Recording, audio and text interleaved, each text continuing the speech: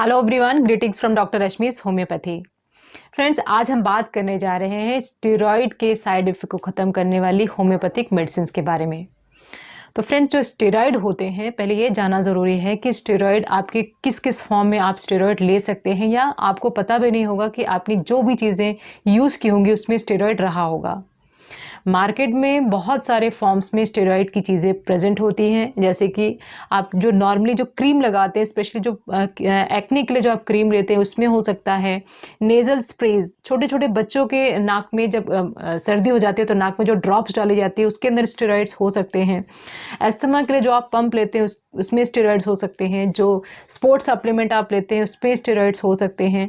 तो स्टेरॉइड्स बहुत सारे फॉर्म में अवेलेबल हैं, चाहे वो टैबलेट के फॉर्म में हो, चाहे इंजेक्शन के फॉर्म में हो, चाहे वो आपके खाने के साथ में आपके स्टेरॉइड जा रहा हो, या स्प्रेज एंड क्रीम्स के फॉर्म में।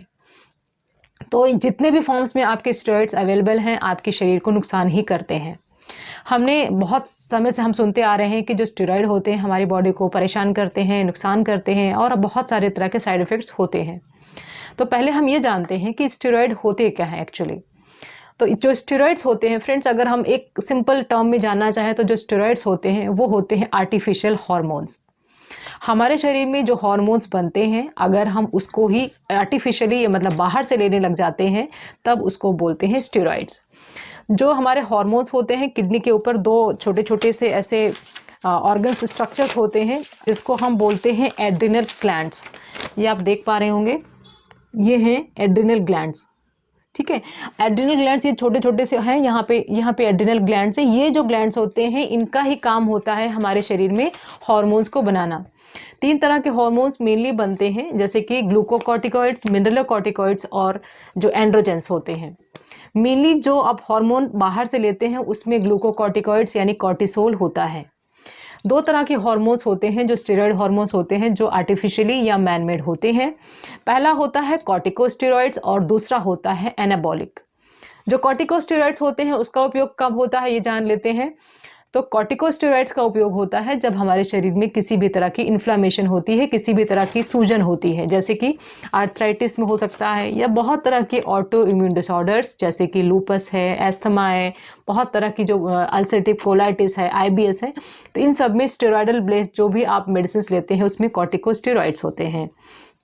हम बात अगर करें एनाबॉलिक की, तो एनाबॉलिक वो हार्मोन्स होते हैं, वो स्टेरॉइड्स होते हैं जो आप बॉडी बिल्डिंग के लिए यूज़ करते हैं, जैसे कि जो बॉडी बिल्डर्स होते हैं, या जो स्पोर्ट्स में पार्टिसिपेट करते हैं, या जिनको भी अपना शरीर को मसल पावर बढ़ानी होती है, उसमें जो हार्मोन्स लेते हैं वो होते हैं एनाबॉलिक हार्मोन्स, जो कि मेनली टेस्टोस्टेरोन बेस्ड होते हैं। तो ये जो हमारे जो एड्रिनल ग्लैंड्स होते हैं, ये एड्रिनल ग्लैंड्स होते हैं, यहाँ पे हार्मोन्स बनेगा। लेकिन ये कब बनेगा? जब आपके हार्मोन की कमी होगी, आपके शरीर में इसके हार्मोन्स की ज़रूरत होगी, तब आपका ब्रेन आपके एड्रिनल ग्लैंड्स को सिग्नल देता है कि हार्मोन आप बनाओ। लेकिन अगर आप वो स्टेरॉइड्स बाहर से ले रहे हो, अगर आप किसी भी फॉर्म में वो आपके शरीर में जा रहा है, तब आपके जो ब्रेन होता है उसको ये सिग्नल ही नहीं जाएगा कि आपकी बॉडी को हार्मोन की ज़रूरत है। तो धीरे धीरे क्या होगा कि आप अगर जब तक आप हार्मोन की थेरेपी पे हैं, जब तक आप स्टेरॉइड की थेरेपी पे हैं, तब तक आपका जो ब्रेन होता है वो सिग्नल देना बंद कर देता है एड्रिनल ग्लैंड्स को। आपके एड्रिनल ग्लैंड्स हार्मोन बनाना बंद कर देते हैं। तो जब तक आप आर्टिफिशियली ले रहे हैं तब तक आपके शरीर में ये हार्मोन नेचुरली बन ही नहीं रहे हैं। तो एक तरह से क्या होगा कि जब आप उस मेडिसिन को लेना बंद करेंगे जिसमें स्टेरॉइड है, तभी भी आपके शरीर को ये सिग्नल नहीं मिलेगा कि आपको हार्मोन्स बनाने हैं, और आपके शरीर में जो स्टेरॉइड्स होते हैं उसकी कमी होने लगेगी, हार्मोन्स की कमी होने लगेगी, और आपको फिर से साइन एंड सिम्टम्स आने लगेंगे। तो फिर से आप उस मेडिसिन को लेना स्टार्ट कर देंगे जिसमें वो स्टेरॉइड था। तो एक तरह से ये डिपेंडेंसी आपको कर देता है कि आपको स्टेरॉइड ही लेना पड़ेगा। अगर आपने एक बार स्टेरॉइड लेना शुरू किया तो आपकी जो बॉडी की नेचुरल कैपेसिटी है उस हार्मोन को बनाने की, वो ख़त्म हो जाती है, क्योंकि ब्रेन को सिग्नल नहीं मिल रहे होते हैं। तो ये सबसे बड़ा जो ड्रॉबैक होता है वो होता है स्टेरॉइड लेने का। मतलब आपने एक बार स्टेरॉइड लेना शुरू किया तो आपकी बॉडी डिपेंडेंट हो गई उस आर्टिफिशियल, उस मैन मेड, उस स्टेरॉइड को जो आप बाहर से ले रहे हैं। तो ये हो गया कि इसका नुकसान यही होता है। अब हम बात करते हैं कि कितने तरह के साइड इफेक्ट होते हैं और क्या क्या साइड इफेक्ट होते हैं।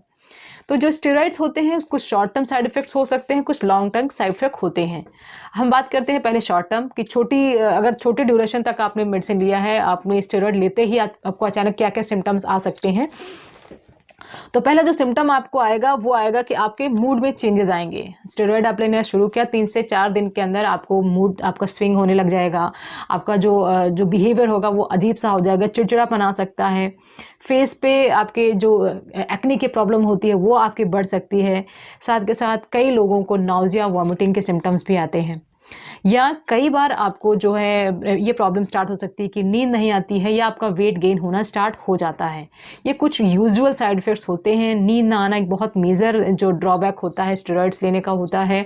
इसके साथ साथ में आपको डाइजेशन संबंधी प्रॉब्लम भी हो सकती है। आपको खाना सही से डाइजेस्ट नहीं होगा या आपको भूख लगनी बिल्कुल बंद हो जाती है। अगर हम बात करें इसके लॉन्ग टर्म साइड इफेक्ट की, तो जो स्टेरॉइड्स होते हैं अगर आप लॉन्ग टर्म तक लेते हैं तो आपके शरीर में होना बनना बिल्कुल बंद हो चुका होगा। आपके शरीर में आपको ब्लड प्रेशर की प्रॉब्लम आ सकती है, जो कि अगेन रिलेटेड है सारे जितने भी बॉडी स्ट्रक्चर्स होते हैं उससे। आपके डायबिटीज़ आपको हो सकता है, आपका जो वेट गेन हो सकता है, आपकी बॉडी के अंदर फ्लूइड का रिटेंशन होना स्टार्ट हो सकता है, तो इसके कारण आपको वेट गेन हो सकता है। इसके अलावा आपकी जो बोन्स होती हैं उसकी जो डेंसिटी होती है वो ख़त्म होने लग जाएगी। बोन की जो बोन हॉलो होने लग जाएगा, उसमें कैल्शियम और फॉस्फोरस की कमी होनी शुरू हो जाएगी। इसके अलावा आपको जो प्रॉब्लम आ सकती है, अगर आपने लॉन्ग टर्म स्टेरॉइड्स का यूज़ किया तो आपको कैटरेक्ट की प्रॉब्लम भी आ सकती है। तो कुछ इंपॉर्टेंट प्रॉब्लम्स जो आपको शॉर्ट टर्म के साथ में आ सकती है, कुछ बहुत सारी मेजर इश्यूज जो आपको लॉन्ग टर्म अगर आपने स्टेरॉइड्स लिए हैं उसके साथ आपको आ सकती है। और इसके अलावा बात करेंगे हम कि जो टेस्टोस्टेरोन वाले जो हार्मोन्स होते हैं अगर आपने वो लिया है, यानी कि एनाबॉलिक अगर आपने स्टेरॉइड्स लिया है, तब उसके क्या साइड इफेक्ट्स होते हैं।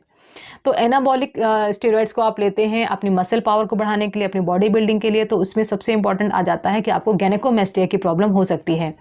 गैनिकोमेस्टिया एक ऐसी इशू है जिसमें ब्रेस्ट डेवलपमेंट हो जाता है, चेस्ट काफ़ी हैवी हो जाते हैं मेल्स के अंदर, जिसकी मेरे सेपरेट वीडियो भी है, मैंने बताया है कि गैनिकोमेस्टिया के क्या रीजंस होते हैं और उसका क्या ट्रीटमेंट होता है।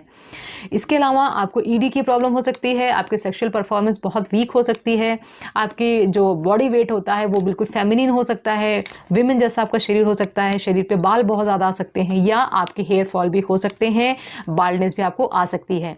ये सारे हो गए आपके एनाबॉलिक साइड इफेक्ट्स, यानी एनाबॉलिक स्टेरॉइड्स को लेने के साइड इफेक्ट्स। अब हम ये डिस्कस करते हैं कि क्या रीजंस, कैसे आपको पता चलेगा कि आपने इसको कंज्यूम किया है, आपने स्टेरॉइड्स किसी न किसी फॉर्म में लिया है। तो फ्रेंड्स, अगर आपने कोई भी एक्ने का ट्रीटमेंट कराया है, स्किन रिलेटेड कोई भी ट्रीटमेंट कराया है, या आप कोई भी ऐसी क्रीम लेते हैं जो एंटी एजिंग प्रॉपर्टीज़ जिसमें होती हैं, उसमें रेटिनॉल होता है जो कि अगेन एक स्टेरॉइड का फॉर्म होता है, तो वो उसमें आपको ये चांसेस हैं कि आपने स्टेरॉइड को यूज़ किया है। या किसी भी तरह का इन्फ्लेमेशन अगर आपको शरीर में हुआ है उसमें भी स्टेरॉइड्स रहते हैं, आर्थराइटिस का ट्रीटमेंट में स्पेशली, या एस्थमा के ट्रीटमेंट में भी रहते हैं। अगर आप प्रेगनेंसी प्लान कर रहे हैं और उस टाइम पे आप कोई भी ट्रीटमेंट लेते हैं तो डॉक्टर आपसे पहले ही पूछ लेते हैं कि आपका कोई ऐसा फ्यूचर प्लान तो नहीं है प्रेगनेंसी का, क्योंकि अगर आप प्रेगनेंसी के दौरान भी ये स्टेरॉइड क्रीम्स वगैरह यूज़ करते हैं एक्ने वगैरह के लिए, तो बच्चे के अंदर क्लेफ्ट पैलेट के चांसेस बनते हैं। बहुत सारे साइड इफ़ेक्ट्स हो सकते हैं स्टेरॉइड के, और उसका जो इलाज है वो होम्योपैथिक मेडिसिन कैसे करते हैं वो भी जान लेते हैं। तो फ्रेंड्स, होम्योपैथी में कुछ ऐसी मेडिसिन हैं जो उसी स्टेरॉइड से बनाई जाती हैं और उसी के स्टेरॉइड को ख़त्म करती हैं। इस प्रोसेस को बोलते हैं टॉटोपैथी। इसमें जिस मेडिसिन को आपने लिया, आपने किसी भी प्रॉब्लम के लिए, क्योंकि सबसे ज़्यादा जो यूज़फुल स्टेरॉइड होती है वो प्रेडसिनॉन होती है। अभी इसी प्रेडसिनॉन से जो होम्योपैथिक मेडिसिन बनाई जाती है वो होती है प्रेडसिनॉन 200। प्रेडसिनॉन 200 को आपको तब लेना है जब आपने प्रेडसिनॉन के स्टेरॉइड को आपने यूज़ किया है, जिसका सबसे ज़्यादा यूज़ होता है आईबीएस के केसेस में, अल्सरेटिव कोलाइटिस के केसेस में, क्रॉन्स डिजीज़ के केसेस में, एस्थमा के केसेस में, किसी भी तरह की प्रॉब्लम जिसमें आपने प्रेडसिनॉन का यूज़ किया हो, अगर आपको उसके साइड इफेक्ट्स आ रहे हैं तो उसी से बनी हुई होम्योपैथिक मेडिसिन प्रेडसिनॉन 200 को आपको लेना है। प्रेडसिनॉन 200 को आपको वीक में 2 बार 4-4 बूंदे आप ले सकते हैं, और इस मेडिसिन को लेने से जितने भी साइड इफेक्ट्स होते हैं आपके उस मेडिसिन को यूज़ करने से वो सारे जाते रहते हैं। नेक्स्ट मेडिसिन की बात करते हैं। नेक्स्ट मेडिसिन है कॉर्टिसोन।